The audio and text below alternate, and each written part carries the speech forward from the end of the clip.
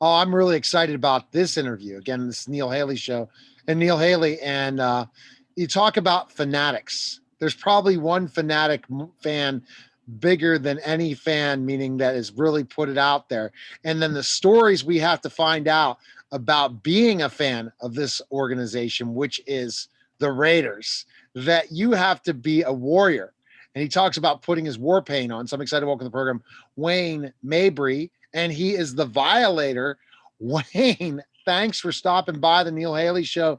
And you know what? When you think about, I never thought I'd interview a super fan, but after doing research on you and knowing how crazy it was to be an Oakland Raider fan back when it was Oakland, and we're going to go through all the history in this story. It was craziness, right? Going to a football game uh, to try to survive as a fan in Oakland, right? It's a different environment to go to a football game. Well, first of all, Neil, thanks for having me on. And as far as surviving as a fan, you go there, you go to games for the experience. You cannot get that experience sitting at home, even in your local bar. You cannot get the same atmosphere. There are no commercials when you're at the stadium. There's no commercials, but I mean, just talking about how crazy the games were, where the fan there was more fights in the stands sometimes of Raider games. The Raiders is just a crazy atmosphere always, and no, and when you're an away team, you didn't want to go to Oakland. So tell us this process of how you became the Violator. Well, this process began, it was born as a kid. I had always had a different spirit inside, didn't know how to identify it, but it made me a little bit different than my peers. And they was always say you were a little bit strange, but they couldn't figure out what that was. I was always into knights and armor and stuff like that. Anything medieval, I'm all over it, you know.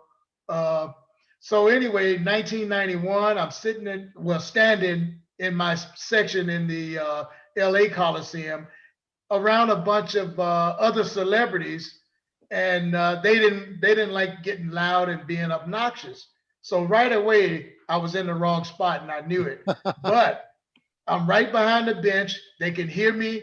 We can make eye contact. So I was in the perfect spot. So for about a year and a half, couple of seasons, they would always ask me when I came in, "Are you going to sit down today?" And I used to tell them, "You may as well take that seat out because I'll never use it." So this went on, and they would say, "Man, you're too loud. We're at a football game. And if I can say it on your show, get up off your keisters and cheer this team on. They need our energy right Yes. now."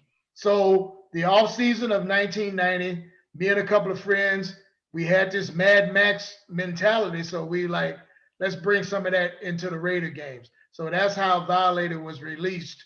And he's been stumping the yard for 29 plus years now. Okay, wow. And so once people told you to sit down, then you had to get the war paint on and come up with the gimmick. So coming up with that gimmick of the Violator, how did you first come up with it? Is it kind of evolved in the 30 years, or kind of If you explain that? kind of go back and Google him, yes, he has evolved, but just like we do in life, we evolve and grow. But I always knew in my mind exactly what I wanted him to look like. And what you see today is a culmination of all those years, trial and error with the costume. I call it my black tie uniform. I'm in uniform just like the players. So when you see me dressed like that, it's all business. Okay, talk about, but we'll go to back to the Violators soon. How old were you when you started loving the Raiders? Wow, I was in the eighth grade, so I figured 13 maybe. And how good were the Raiders when you were 13? Kind of go back to the You history. know what it was, Neil? It wasn't about how good they were. They had my favorite colors on, silver and black. I didn't like all the rainbow colors around the league, so I kind of leaned towards teams with the darker colors.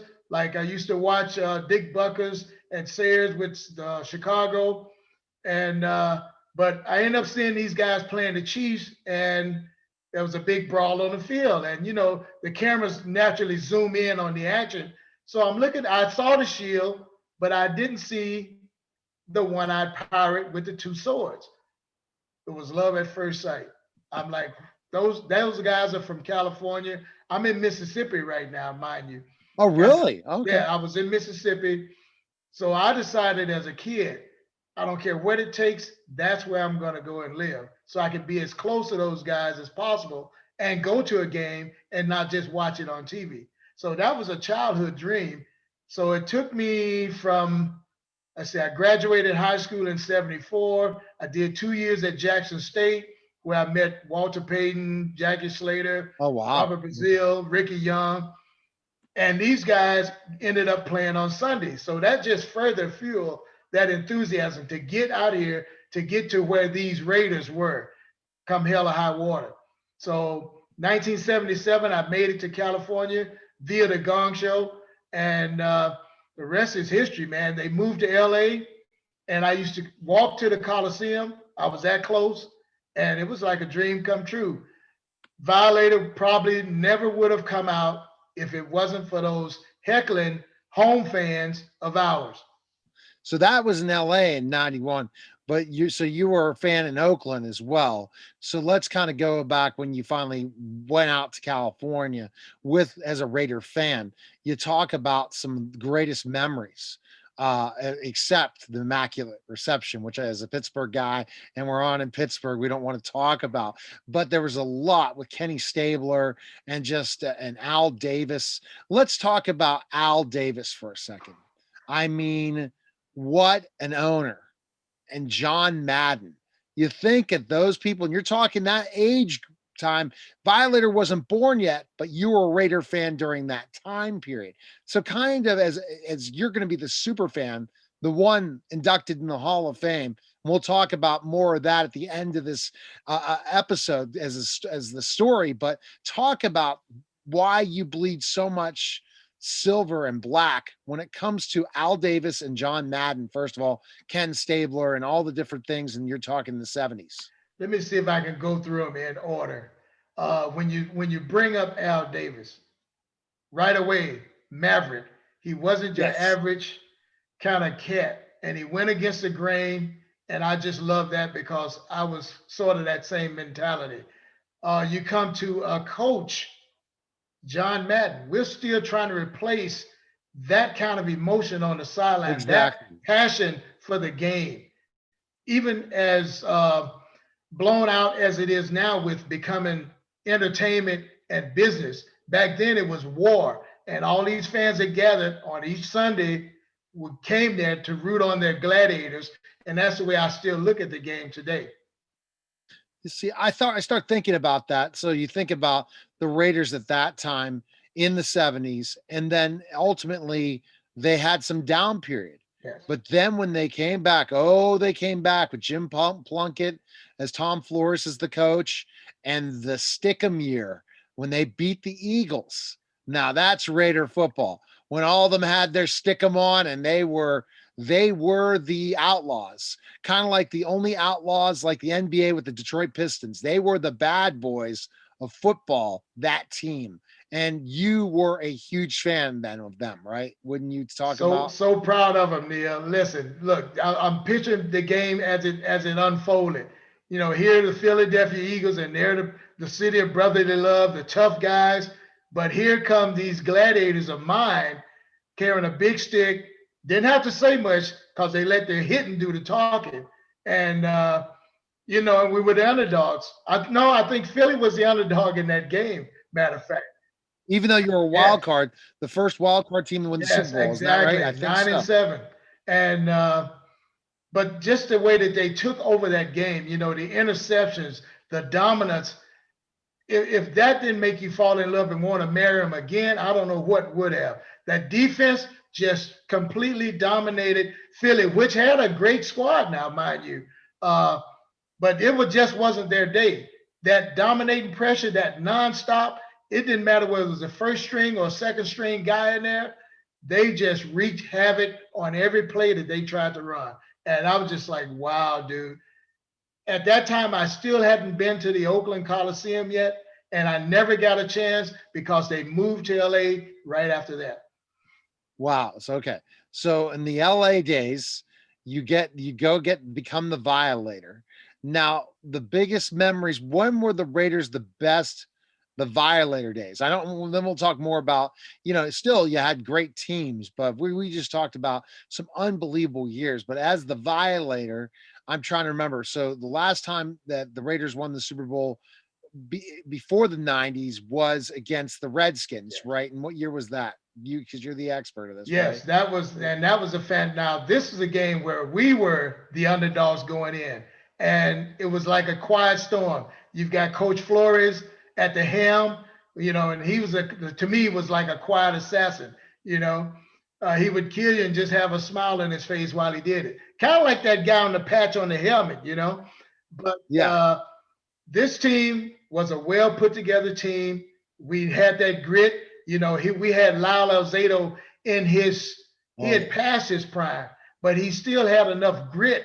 And guys like Ted Hendricks, Howie Long, who was like a youngster then, and Marcus Allen, Oh, best Marcus running Allen back, was I think, unbelievable. just Unbelievable. unbelievable. But just How he just blew up the Super the Bowl whole team with his concept runs. back then, Yeah. and just having Plunkett lead that team. Washington didn't even know what hit them. As we watched that game unfold, and they had the hogs and this and that. And matter of fact, I was friends with some of the hogettes there, so I'm just giving them some of that love. They had the hogs and John Yeah. Riggins and Joe Theismann, and these guys were Everyone thought it was brash. going to be that year. Everyone thought it was going to be a Redskins Super Bowl Yes, win. and we were just sitting there like, okay, yeah, we'll see how this turns out. And it started off slow, but like I say, when we got into that groove, man, it was party over. We just walked away from them and beat them convincingly with mostly a ground attack that they couldn't do nothing with. And of course, we had the great Cliff Branch going long and deep. So now the days of the Violators, what would you say your favorite season when you've been a Violator? Wow, let's What was see. your I'll favorite have to season go to root back for? to I think our 2002 season where we actually beat the Tennessee Titans, Steve McNair, Eddie George, and those guys in a home playoff game in Oakland. That was the ultimate as far as a fan. Didn't have seats that day, but I got a phone call from the front office, catch a flight and get there. They had two seats for me in, front row 50-yard line. So that's the fastest I'd ever dressed in my life. I, had to go on the airplane fully dressed for the game. So of course that's right after 9/11. So I went through like a full body cavity search at the airport, and they actually had to hide me back in the beverage section until everybody got on the plane because there were people that saw me coming to the airport and said they would not get on the plane with whoever that is. So basically, so if we look at other history, and I've been hitting a lot of different history points, haven't I? For you as a fan, you've nailed every one of them. There's no question sent, guys. He is the super fan. He's asking the questions. You talked about. I remember the days of when you guys beat McNair, but every year the Raiders always kind of come close to making the playoffs. But let's go back before that to a loss of losing Al Davis. How was that to you? That had been hard. I always looked at him as the don of the league, and just even as he declined in his health, we still much respect for him to this day still, because nobody will ever be to us as great an owner as he was. Just watching him decline was hard, but he still had that grit, and that's what Raider fans have is just a grit because whether our team wins or loses, and we've had a few decades of downtime, but that allegiance from us had never waned, and we still fill the stadium. But just losing Al was like it was some sad years there because we knew there were going to be front office changes. Even the philosophy may have changed in the front office, but and we saw a lot of that, and I've witnessed a lot of that. But it's still, as long as that shield is what it is, this heart was still pumped, that silver and black. Now, talking about favorite teams, you talked about one of your favorite teams as a Violator. What other seasons or big memory or certain game that you really remember as a fan of those years? Wow. The year the tuck rule, I may as well go there. That's one of the most painful. Oh, It, that's got to be the death of the Raiders in a way, that tuck rule. And that was the worst thing that ever happened in football. The Patriots that had to beat my Steelers and be on top forever. So that pretty much took the crown of a team. Who was the quarterback of the Raiders? I'm glad you brought this up. I know you don't really want to, like I brought up the Immaculate Reception, but what year was that, to remind myself, and was the Raiders quarterback? Because they were good that year. They could have really gone far, and then that happened. that was in 2000. That was our year to go. But like I said, this is just my philosophy now. Post 9/11, they didn't want renegades like us representing the league in the Super Bowl. That team was that good, led by Rich Gannon and, of course, John Gruden. Yes. A seasoned veteran team with guys from every other team. They're cast off. We had them, and we were a bunch of bandits, a bunch of crazed dogs, to use Lawrence Taylor's line.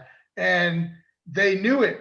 So yes, the Cheecherids. We don't, and thank goodness Tom Brady decided to leave. I mean, that was the greatest day in the world. And I don't know if Belichick will ever be good if it was just Brady, because what if, Brady never would have came in the game? It's just don't talk about the Patriots. But I'm not a huge Raider fan either, because I'm a Bronco fan. So, but let's go now. The role of what your role as a super fan is, especially to be possibly inducted into the NFL Hall of Fame. What do you think? What qualifications does that super fan have to have? What do you give me some of those areas that they need to be able, what, like from the fan that shows up to the game, but the one that's been nailing trivia question after trivia question about the Raiders, but any sports team? What do you think is those? What qualifications makes you a super fan? well, the first word that pops out of my head is commitment, because it takes that. You're going to go through your highs and your lows. Uh, like I've explained already previously, we've had highs and lows, very low lows, and I've witnessed some highs. I'm still wanting to be around to actually go to another Super Bowl that we're actually in this time. Now I may be on a walker. I'm on a cane now. I may be on a walker by then, but I don't care if I got to crawl in there on a dolly. Just to be there would be fulfilling for me. But a fan has to be consider themselves, male or female, an ambassador of that team. I don't even use the phrase super fan because I'm the average Joe, but I have this mentality and this passion that you can't measure with any instrument you have. So, commitment, passionate, dedicated to it, and have that desire to be the best fan that you can be on every occasion, and also be a community activist as far as giving back to the community. So, in other words, plant positive seeds that reap a harvest later on, even after you're here and gone. So I call it generations. So how do you give back as the Violator? Kind of Volunteer, give us, brother. Volunteer. My yeah. big passion is kids that's battling childhood diseases, cancer, muscular dystrophy, autism. They're like my superheroes. So just to be with them, to put a smile on their face, is priceless. And also, I also help out with feeding the vets, because these guys have dedicated their lives to defending this country. But then once they're, you know, pass it out in a VA hospital somewhere, they hardly, most of them that we've heard, hardly get visits, regular visits from their own Yes. family. Now, so the volunteer portion of it, but let's go to the part of, okay, it would be great if we would just put a resume together and you are inducted into the NFL Hall of Fame as the fan for this time. But how's this process go? How can people, how are you going to get to be able to be the representative in Canton? How's this work? So what I need everyone to do who's going to support me in this campaign is to go to fordhalloffans.com/football. And you'll see the 6 finalists there. Cast your vote for the guy in the war paint. That's me. And you can vote every day up until January 24th. That's when the voting ends. And that's all I need to do. Go and vote, share it with a friend, and let's make history in Tampa and Canton. See, that's fantastic. And then you'll know when everyone, like all the players, find out, right? They're in the Hall of Fame, right? What that date will, the 24th. When is the date? When that's almost the same time. Oh, they do it. They do it. So basically, it ends the 24th. But the Super Bowl, the night before the Super Bowl, is when they induct everyone in the Hall of Fame. Exactly. Now, what I was told by Howie, if I get a second knock in Tampa, knock on my door, that means I'm the #1 guy, and I get that for a truck. So that's what I'm after, because I need a vehicle to travel to the games in. Otherwise, I'm looking for an RV dealership to reach out. I need something to travel in. I need a room to change in without messing up hotel rooms like I've been doing for 20 some years. Here's another question for you. Have they done this before with the fan? Is this the first year with the fan? This Has Ford is, done this before? as far as the Ford Hall of Fans, this is Ford's 3rd year with this. And I knew about it in previous years. I think I entered one of those years and wasn't selected, so I just gave up on it.